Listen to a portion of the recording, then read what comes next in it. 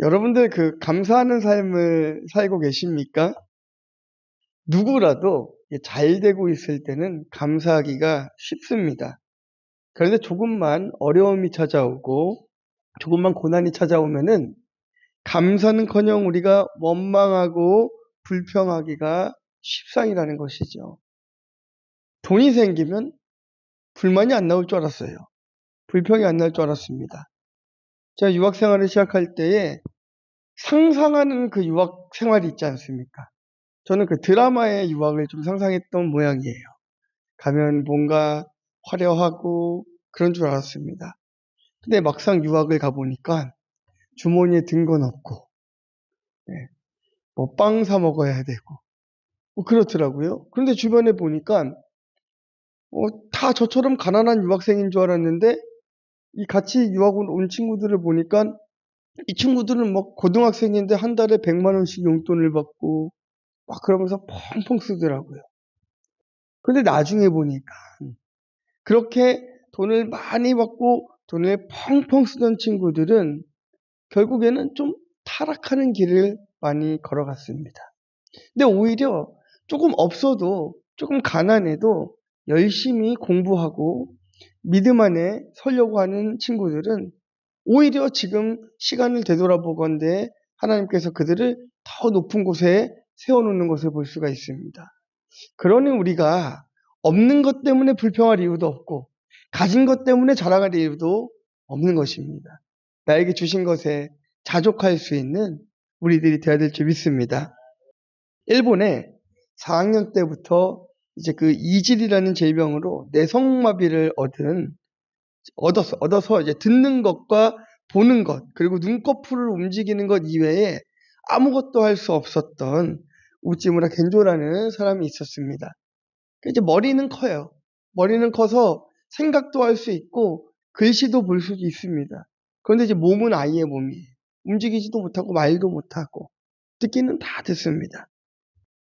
그에게는 이제 어머니가 한 분밖에 없었는데 아버지와 살지 않고 이제 어머니와 살고 있었습니다. 근데 그 어머니가 이제 머리맡에 성경책을 펴고 나가면은 이분이 곤욕스러운 거예요. 왜냐면은요, 이 어머니가 창세기 1장을 펴놓고 가면 이분은 어머니가 오실 때까지 창세기 1장만 보고 있어야 돼요. 스스로 필 수가 없잖아요. 근데 어느 날 어머니가 이 고린도전서 12장을 펴놓고 일을 하러 나가신 겁니다. 그래서 이분이 이제 고린도전서 12장을 쭉 보다가 이걸 자기의 말씀으로 받아들여요. 내 은혜가 내게 족하다라는 이 말씀을, 이 바울의 고백을, 예수님의 고백, 하나님의 고백, 주께서 주신 이 고백을 받아들입니다. 그리고 이 몸의 가시를 없애달라고 했던 사도 바울의 고백. 그럼에도 불구하고 그 가시가 없어지지 않았잖아요. 가시가 없어지지 않았지만 그럼에도 감사하고 그럼에도 주의 일을 감당하는 사도 바울의 은혜, 그 모습에 그가 은혜를 받고 변화되기 시작했습니다. 장애를 가졌으니 얼마나 표정도 어둡겠습니까? 그러나 그날부터 자족하는 은혜를 안 그 순간부터 그는 날마다 웃는 얼굴로 사람들을 만나기 시작했어요. 그러다 그는 눈꺼풀을 이용해서 자판을 집어갈 때 윙크하는 방식으로 어머니와 함께 복음적인 시를 쓰게 됩니다. 이게 나중에 이제 뒤늦게 책과 방송을 통해서 정말 전도되지 않는 일본의 어떤 회개 운동까지는 아니지만 회개를 시키는 역할로, 도구로 크게 사용받게 되었습니다. 그의 시를 조금 소개해 드리려고 그래요. 만일 내가 외롭지 않았더라면 하나님의 사랑을 받아들이지 않았을 것을, 만일 모든 형제 자매들도 괴롭지 않았더라면 하나님의 사랑은 전해지지 않았을 것을, 만일 우리 주님이 괴롭지 않았더라면 하나님의 사랑은 나타나지 않았을 것을. 어떠십니까? 우리는 잘 되고 있을 때 감사하고 어려움이 찾아오면 회개해야 된다라고 생각합니다. 근데 조금 생각을 바꿀 필요가 있습니다. 오히려 우리는 잘 되고 있을 때 회개하고 어려움을 당할 때 감사해야 됩니다. 이것이 바로 여호와를 경외하는 바른 태도라는 거예요. 우리들 교회 김영재 목사님께서 이 대학 시험을 본 학생들을 이제 상담을 하시는데 이렇게 하십니다. 합격한 친구들을 불러서는 네가 감당할 믿음이 되지 않으니 하나님께서 네 영적 수준을 낮게 보시고 너를 한 번에 붙여주셨구나. 그러니 회개해라. 그리고 떨어진 친구들은 불러서 이렇게 얘기합니다. 하나님께서 너의 수준을 높게 보시고 너를 재수하게 하셨구나. 그런 고난을 주셨구나. 너를 크게 쓰시려 하시니 쓰시려는 하나님의 계획이니 이보다 감사한 일이 어디 있겠니 하고 그들을 권면하고 위로한다고 합니다. 이제 거기서 생겨난 말이 부퇴떨감이라는 말이에요. 붙으면 회개, 떨어지면 감사라는 말입니다. 생각해보면 다 맞는 말이에요. 우리가 사업이 잘 되고 우리 인생이 술술 잘 풀려갈 때에는 내가 뭔가를 잘했기 때문에 축복을 받는 것이라고 생각하면서 교만해지기가 쉽습니다. 그러나 뭔가를 이루었을 때에 하나님께 경배하려면 우리는 금식하며 회개하는 태도가 필요하다는 거예요. 내 힘으로 된 것이 아님을 인정하고 내가 아무것도 할 수 없음을 인정하고 주님 앞에 엎드려야 됩니다. 이것이 바로 그리스도인의 삶인 거예요. 또한 내가 고난 중에 있다라고 한다면 이 고난을 통해서 나를 만들어 가시고 나를 이끌어 가시는 하나님께 감사할 수 있는 것, 그것이 바로 그리스도인의 삶인 것입니다.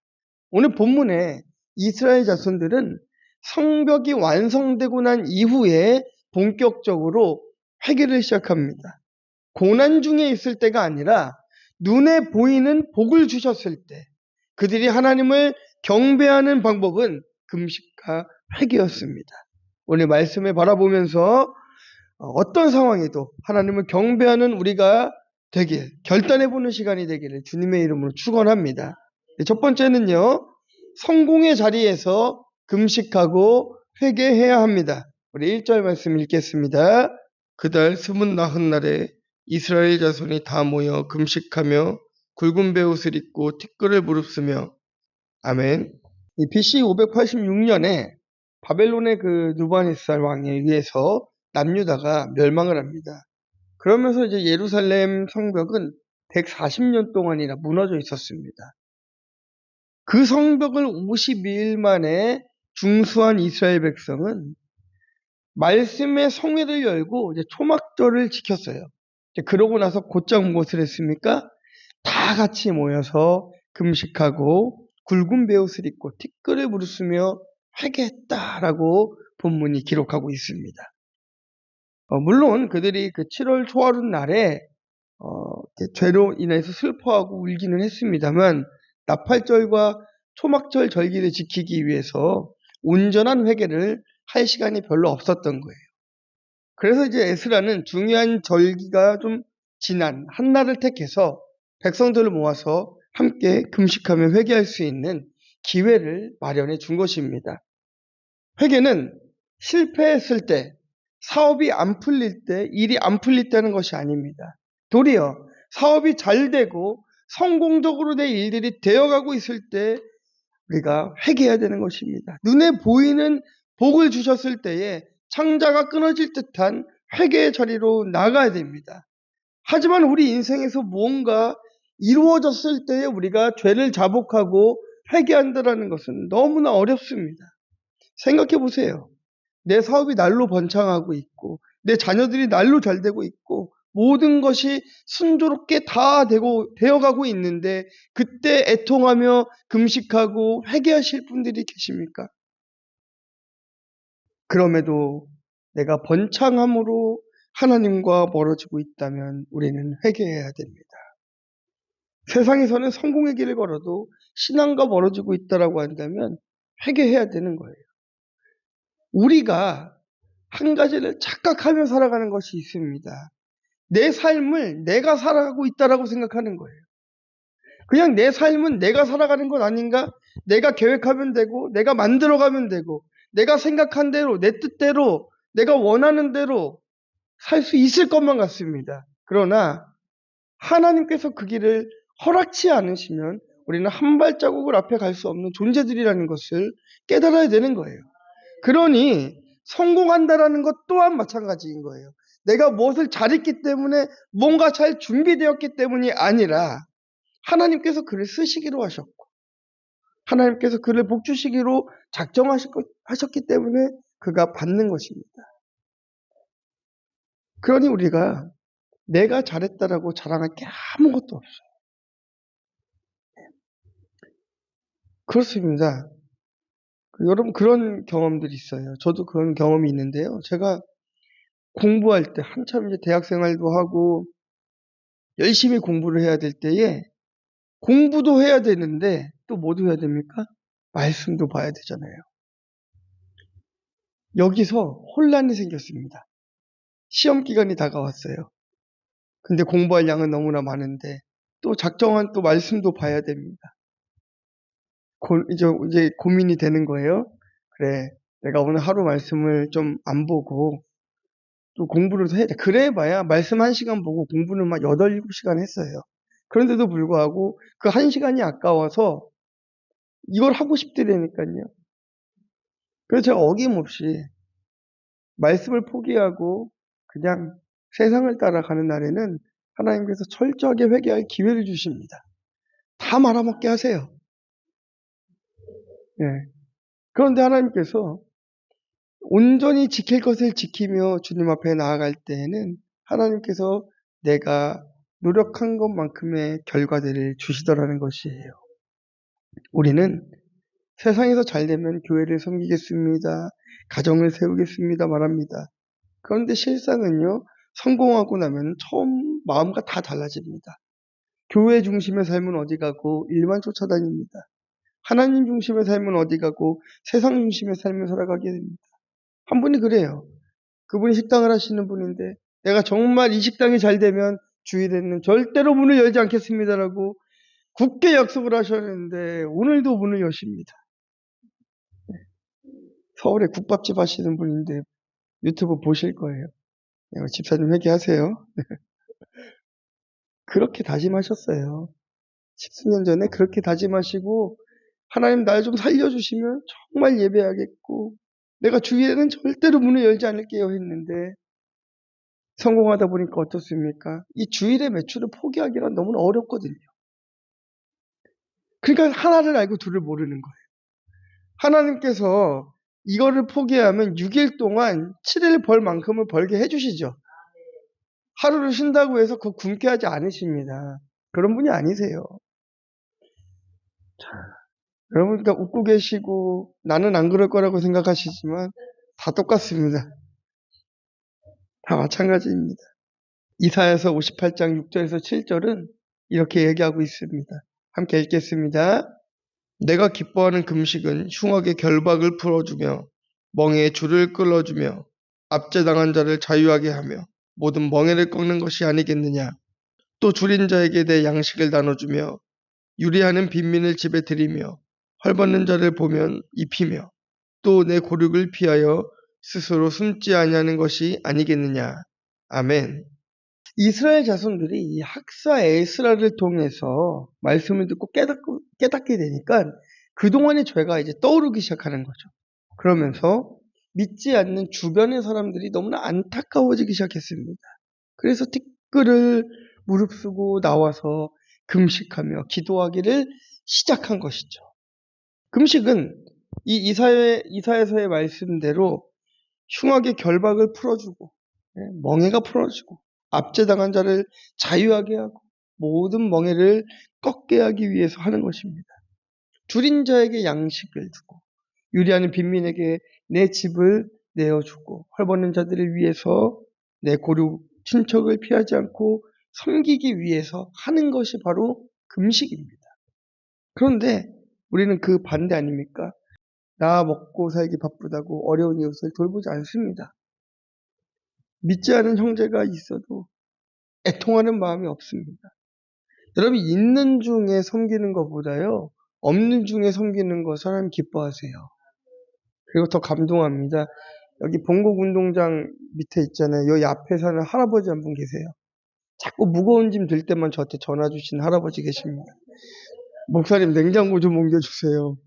이런 분 계세요. 할아버지 혼자 사시는데 제가 너무 안타까워가지고 그 주유소에서 기름을 넣고 이제 라면 4봉지짜리 이거 하나를 사가지고 이제 집에 방문을 했습니다. 그 라면이 뭐 4개 해봐야 얼마나 하겠습니까?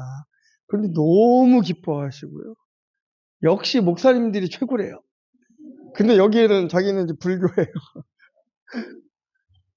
예, 그 라면 4개가 그렇게 사람을 감동시킬 수 있습니까? 여러분, 라면 4개 제가 여러분들 가정에 갖다 드리면 그렇게 감동하실 수 있겠습니까? 있는 중에는요, 안 돼요. 그런데 없는 중에 라면 한 봉지는 생명과도 같아요. 북한 사람들에게 음식이라는 것은요, 생명입니다. 살기 위해 먹어야 되는 것입니다. 근데 우리는 어떻습니까? 선택해서 먹는 것들이잖아요. 그렇게 다르다라는 것이에요. 내 잘남은 일주일을 떠들어도 시간이 부족해요. 그런데 남의 힘든 이야기는 듣고 싶지 않아 합니다. 그런 우리의 자신들을 바라볼 때 우리는 하나님 앞에 회개할 것밖에 없다라는 것이에요. 교회 다니면서도 풍족한 환경만을 원할 뿐이지 정작 구원은 장식품이 되어 있어요.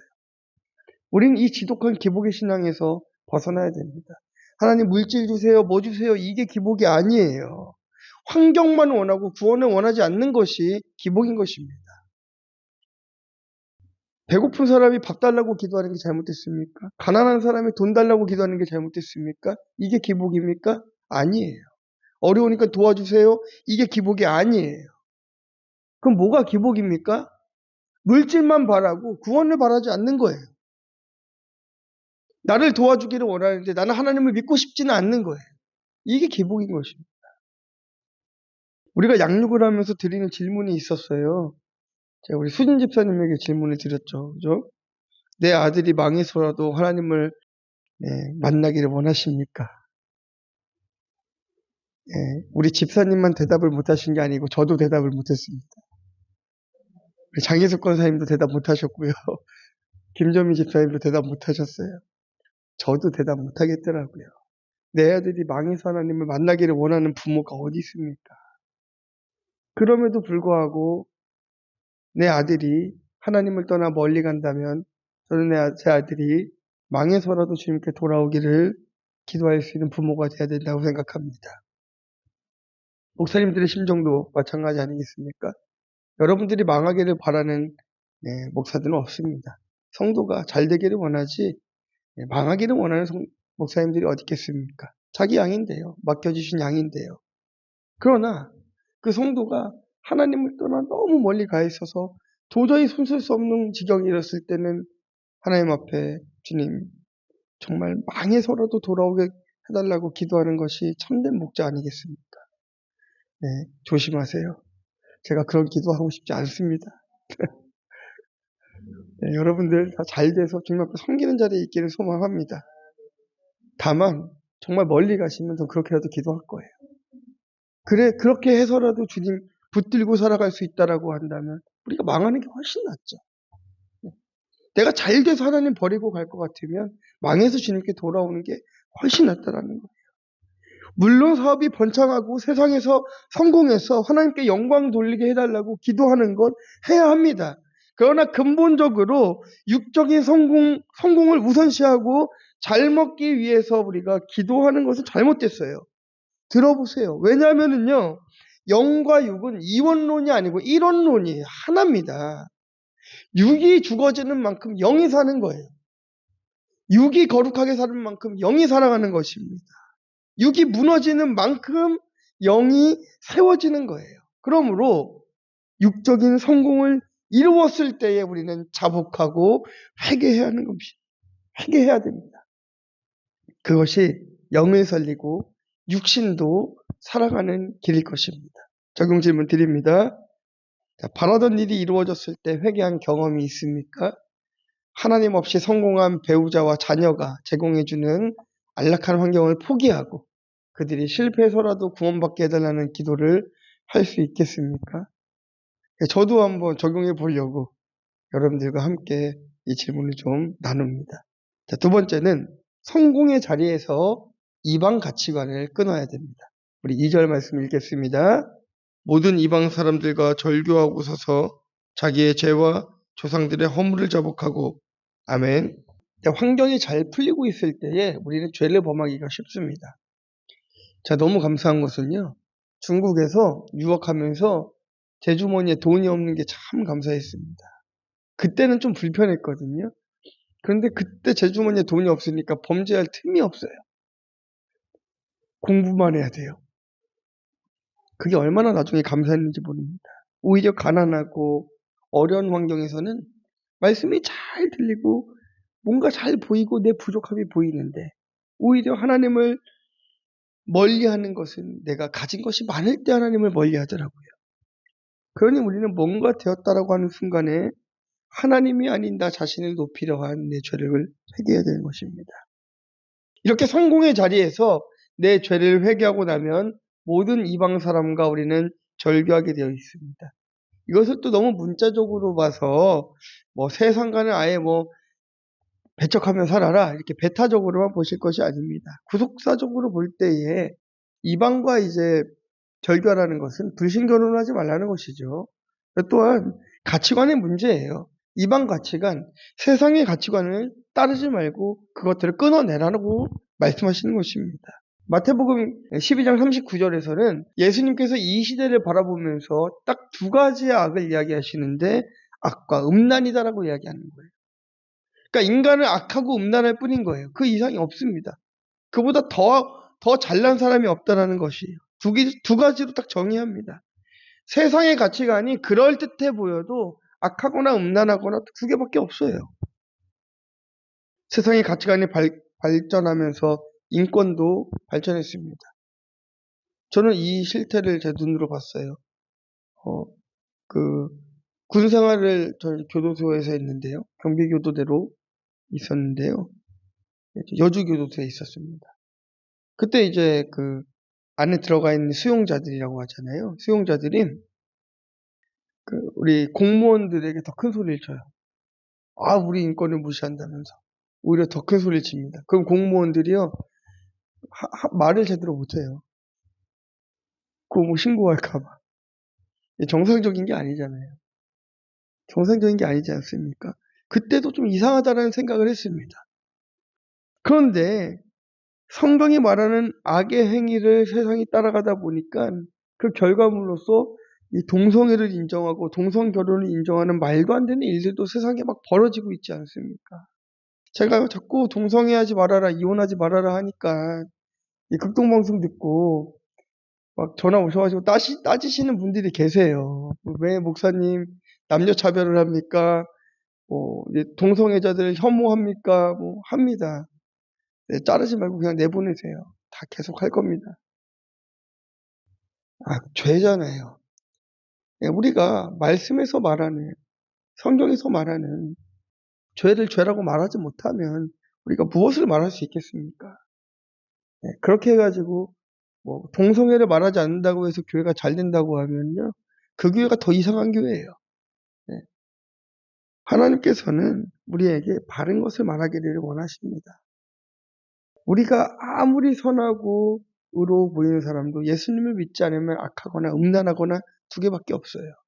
하지만 우리는 동성애라는 죄를 너무너무 미워하지만 동성애자들을 배척하지 않습니다. 그들도 변화되어야 되는 사람으로서 그들을 위해서 기도합니다. 애통하는 마음으로 기도합니다. 하지만 그것이 죄라는 것을 분명히 이야기해야 되는 거예요. 화요일에 전화 한 통화를 받았어요. 거제에 사시는 한 집사님이라고 하십니다. 이름은 밝히지 않으세요. 교회만 밝히셨어요. 남편의 외도 문제로 이혼을 준비하고 있다고 하시더라고요. 가정폭력도 꽤 있었다고 합니다. 그래서 교회 가서 상담을 받았대요. 교회 가서 상담을 받았는데 목사님, 부목사님이시겠죠? 부교육자가 그만하면 이제 이혼하세요라고 했답니다. 근데 이제 제가 자꾸 이혼하지 말라고 설교에서 얘기를 하니까 화가 나서 전화가 오신 거예요. 아니 이미 이혼을 하신 상태면은 제가 어떻게 말씀드릴 수는 없는데 이혼을 안 하셨으니까 얘기를 했습니다. 그리스도인으로서 우리가 먼저 취해야 되는 것은요, 악과 음란을 따르는 세상 가치관을 따라서 우리가 불신결혼한 죄의 결론입니다. 라고 말씀드린 것밖에 할 수가 없습니다. 참 고민하시더라고요. 어찌해야 될고 돌이킬 수도 없고. 그래서 남편이 외도하고 가정폭력을 행하고 그렇게 나쁜 짓을 일삼는 것은 하나님의 가치관이 아니라 세상의 가치관을 살아가고 있기 때문에 그분은 그거를 크게 죄책감 없이 하고 있었을 거다. 그러나 애통하는 마음으로 남편을 위해 기도하고 남편이 예수를 믿기 시작하면 그것이 죄인 것을 분명히 알게 되는 날이 생길 거라고 말씀드렸습니다. 여호수아가요, 언제 발목이 잡혔습니까? 자신이 살려둔 이방 민족에게 사사시대가 열려버린 것 아니에요. 자신이 남겨놓은 그 이방 민족들에게 사사시대에 보면은 다시 꼬리가 잡혀가지고 그들의 노예가 되고 끊어내지 못한 죄악 때문에 계속해서 반복되는 이 죄들, 이것 때문에 얼마나 이스라엘 백성들이 괴로웠겠습니까? 이렇게 이방 가치관을 끊어나고 나면 자기의 죄와 나아가 조상의 허물을 자복하게 됩니다. 이스라엘 백성들이 그랬어요. 이스라엘 자손들이 말씀과 예배가 회복되기 전에는 조상들이 그렇게 원망이 안 됐겠습니까? 우리 조상만 아니었으면 이렇게 살 수가 없는데, 이스라엘이 이렇게 망하지 않았을 텐데, 조상 탓하면서 우리 조상들 때문에 이스라엘이 망했다, 성전이 불탔다, 이렇게 조상 탓만 하고 있었을 것입니다. 우리도 안 그렇습니까? 내 부모가 금수저였다면 내가 이렇게 안 살고 있을 텐데, 이 고생 안 하고 있을 텐데, 우리 집이 조금 더 좋은 환경이었다라고 한다면 내가 이렇게 안 살았을 텐데, 이렇게 불평하지 않으십니까? 그런데 이스라엘 백성들은 스스로를 돌아보면서 자신이 끊지 못하는 그 이방 가치관을 깨닫고 그것을 끊어내고 나니까 이것이 조상 탓이 아니라 내 탓인 것을 알게 됐단 말이에요. 그래서 내 탓인 것을 알게 되니까 내 죄를 회개하고, 그래서 조상의 죄와 허물까지도 내가 대신 자복하게 된다는 것입니다. 예수님을 믿게 되면 나보다 더 큰 죄인이 없게 되는 거예요. 이게 당신이 나보다 옳도다인 거예요. 어떤 문제를 가진 부모라도 원망하지 않습니다. 폭력을 쓰는 남편도 원망하지 않아요. 오히려 그들에게 복음을 전하기 위해 애통해하며 내 죄를 자복하게 되는 것입니다. 억지로 하는 것이 아닙니다. 상대방을 사랑하기에 나 때문에 내가 욕심을 내려놓지 못했다라고, 내가 이기적이었다라고 고백하며 그들의 죄를 대신 자복할 수 있는 것입니다. 상대방이 잘못을 저질렀다 하더라도 그 죄를 대신 자복하는 것이야말로 예수 믿는 자들만이 누릴 수 있는 엄청난 축복입니다. 여러분들 어릴 때 어떻게 가르치셨나요? 여러분 자녀들 학교 가서 때리고 올지언정 맞고 오지 말라고 그렇게 가르치셨나요? 전 그렇게 들었던 것 같은데요. 맞고는 오지 마라. 네, 그렇게 들었던 것 같습니다. 그래서 안 맞고 왔습니다. 때리지도 않았어요. 네. 어릴 때부터 주변에 사람들이 많이 끌었어요. 이상하게 싸우지 않아도 다 제 편이었어요. 네. 그래서 싸우지 않고 이기는 것이 최고구나 라는 것을 어릴 때 좀 깨달았었습니다. 여러분 어떠십니까? 여러분들 정말 그 미워하는 사람의 죄를 여러분들이 자복하며 회개할 수 있겠습니까? 이 사람과는 정말 말하고 싶지도 않고 이 사람과는 정말 관계하고 싶지도 않은 그런 사람들을 위해서 회개할 수 있겠습니까? 오늘 하나님께서 여러분들에게 물으십니다. 회개하고, 성공의 자리에서 회개하고 돌이켜라. 오늘 우리에게 이 메시지를 주십니다. 적용 질문 드립니다. 내가 절교하지 못한 이방 가치관은 무엇입니까? 나를 힘들게 하는 사람들 위해 애통해야 하며 끝까지 기도하시겠습니까? 자, 마지막 세 번째는요, 말씀으로 죄를 자복해야 합니다. 3절입니다. 이날에 나 4분의 1은 그 자리에 서서 그들의 하나님 여호와의 율법책을 낭독하고 나 4분의 1은 죄를 자복하며 그들의 하나님 여호와께 경배하는데 아멘. 이스라엘 백성은 각자의 자리에 서서 말씀을 낭독하고 죄를 자복했어요. 죄를 회개한 사람은 일상생활도 건강하게 합니다. 그래서 제가 자꾸 이렇게 뭐 양육을 받으셔라 이렇게 말씀을 드리는 이유가 뭐냐면요. 회개의 자리로 나아가게 되면은 일상생활도 건강하게 돼요. 이게 말씀의 힘이거든요.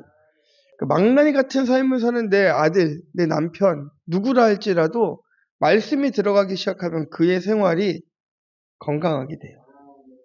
그래서 평범한 삶을 잘 사는 것이 가장 비범한 삶을 사는 비결이다라고 이야기하지 않습니까? 그런데 일상생활을 잘하기 위해서는 밤낮을 정확히 구별하여 살아야 됩니다. 백성은 낮에 성경을 보고 죄를 자복했다라고 합니다. 공적인 일일수록 낮에 하는 게 중요하죠. 남녀가 만나도 낮에 만나면 비교적 유혹이 적습니다. 새벽기도, 철야기도 한다고 이제 낮에 자고 밤에만 돌아다니면 전도는 언제 합니까? 네. 모두가 활동하는 시간에 같이 움직여야 전도도 되고 건강한 것이죠. 저도 요즘에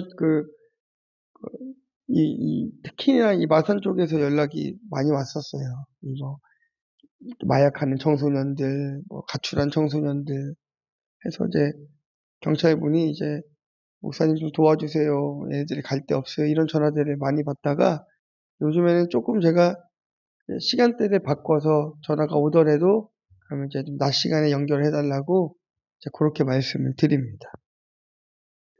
그래야 이제 제 삶도 좀 건강하게 살아갈 수가 있고 좀 더 목회에도 집중할 수 있기 때문이죠. 이방 가치관과 절교하고 죄에서 돌이키면은 말씀이 재밌어지는 거예요.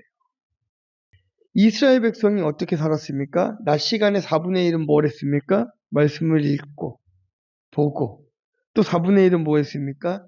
회개하는 시간, 죄를 자복하는 시간을 갖지 않습니까? 이렇게 6시간을 보내도 지루하지가 않는 거예요. 여러분 공부는 뭘로 하는 겁니까? 엉덩이로 한다고 하잖아요.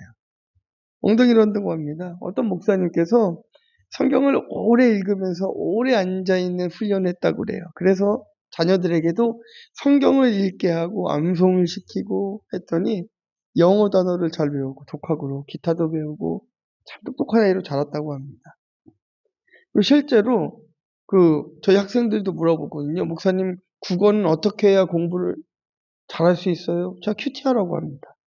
말씀을 많이 읽으면 어휘력이 늘어나고 이해력이 생겨나고 똑똑해져요. 말씀이 지혜입니다. 말씀이 지혜입니다. 그래서 우리는 사람들은 이제 공부는 엉덩이로 하는 거라고 하지만 우리는 공부는 말씀으로 하는 거다. 공부는 큐티로 하는 거다. 정말 그 지혜를 여러분 경험해 보시기를 바랍니다. 말씀이 지루하지 않고 재미있는 이유는요. 말씀을 읽을 때마다 내 죄가 깨달아지기 때문인 거예요. 로마서 3장 20절에 보면은요. 율법의 행위로 그 앞에 의롭다 하심을 입을 육체가 없다라고 했습니다. 율법으로는 죄를 깨달을 수가 없다라는 거예요. 너희 원수를 사랑하라고 말씀하셨는데 원수를 사랑하기는커녕 주변에 있는 바로 내 옆에 있는 가족도 사랑할 수 없는 죄인이 나임을 빨리 깨달아야 된다는 것입니다. 그 말씀을 보면 볼수록 내가 죄인이라는 것이 처절하게 깨달아집니다. 근데 이것이 내 죄가 보이기 때문에 막 괴로운 게 아니에요.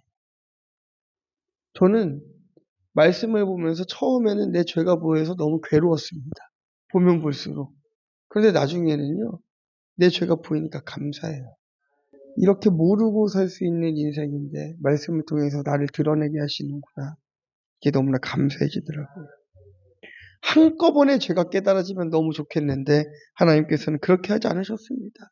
오늘 말씀 보면서 깨닫게 하시고 내일 말씀 보면서 깨닫게 하시고 스텝 바이 스텝으로 날마다 내 죄를 보게 하시는 그 하나님께 얼마나 감사한지 모릅니다. 우리는 천국 가는 그날까지 날마다 말씀 보고 죄를 자복하는 그리스도인들이 되어야 됩니다. 그것이 하나님을 경배하는 인생인 것입니다. 여러분 지금 인생이 어떻습니까? 지금 잘 되어가고 계십니까? 그렇다면 회개의 자리를 찾으십시오. 지금 고난 중에 계십니까? 그렇다면 감사의 자리를 찾으십시오. 둘 중에 하나입니다. 우리가 내 인생이 주님 앞에 어떻게 쓰임받고 있는지 잘 점검해 보시고 말씀으로 돌아가는 여러분들 되시기를 주님의 이름으로 축원합니다. 자, 적용 질문 드리겠습니다. 하루의 낮과 밤을 어떻게 보내십니까? 밤에 집중이 잘 된다고 밤새 성경 보고 기도하면서 낮에 해야 할 가정생활과 공동체 생활에 소홀하지는 않습니까? 네, 제가 그랬습니다. 그래서 좀 적용해서 그렇게 안 하고 있습니다. 여러분들도 그렇게 하시기를 바랍니다. 그 가족을 마땅히 잘 섬기며 평범한 삶 속에서 예수 믿는 사람의 비범함을 보이고 있습니까? 여러분 질문에 답해 보시기를 바랍니다. 결론입니다. 성공의 자리로 갈수록 우리는 회개해야 합니다. 이방의 가치관을 끌어내고 구속사의 가치관을 따라야 합니다. 그러므로 우리는 날마다 회개의 자리로 나아가서 주님께 영광 돌리고 경배하는 저와 여러분 되시기를 주님의 이름으로 축원합니다. 근데 그게 참 안 됩니다. 당신이 옳다다가 정말 안 됩니다. 그냥 억울해요. 다 억울한 것 같아요. 그래서 이상해요. 피해자는 있는데 가해자는 없어요. 우린 날마다 내가 피해자라고 이야기하는데 그냥 다 피해자이지 아무도 가해하는 사람이 없습니다. 그래서 회개도 못해요. 내가 피해자인데 내가 왜 회개를 해야 돼? 이렇게 돼요. 그런데 하나님께서는 반대로 이야기하시더라고요. 요셉이 형들에게 피해를 받았잖아요. 근데 요셉이 형들 앞에서 눈물을 흘리며 회개합니다. 요셉이 형들에게 뭘 잘못했습니까? 요셉의 마음을 들여다보세요. 내가 그에게 나를 없애는 계획을 만들 빌미를 제공했구나. 요셉은 슬펐던 거잖아요. 여러분 정말 피해자이십니까? 언제까지 피해자가 되시겠습니까? 피해자가 되어서 회개의 자리를 찾지 않는 것보다 하나님 내가 죄인입니다 하며 내가 가해자입니다 하며 주님 앞에 나와 회개하는 것이 여러분 가장 하나님 기뻐하실 것입니다. 그리고 그래야 문제가 해결됩니다. 우리가 이 시간 함께 기도하기를 원해요. 하나님, 이제는 내가 회개의 자리로 가게 하여 주시옵소서. 감사의 자리로 가게 하여 주시옵소서.